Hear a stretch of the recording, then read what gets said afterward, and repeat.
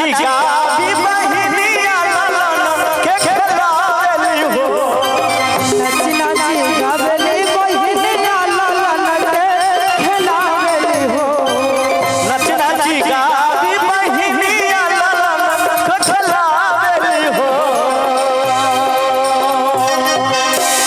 और इधर से भी अर्जन प्रजन आने उनको आने दीजिए, उन लोग आने दीजिए। आइए आइए आइए आइए आइए।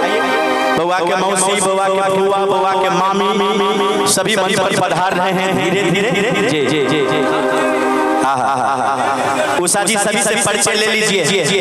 कौन कौन बिल्कुल बिल्कुल कौन फूफा जी आए हैं कि नहीं? अब फूफा जी तो आएंगे होंगे।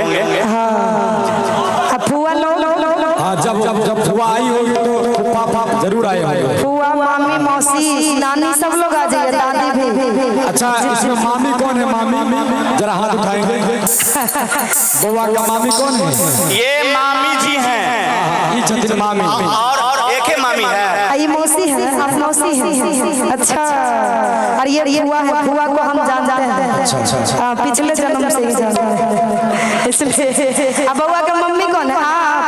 क्या बात है। अब इन लोगों के लिए एक सॉन्ग हो जाए। एकदम एकदम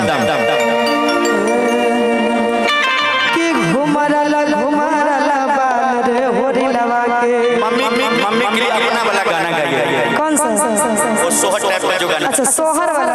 मम्मी के लिए बिल्कुल। बउआ का जब मुंडन का दिन रखा है तो बउआ का मम्मी कहती है पापा से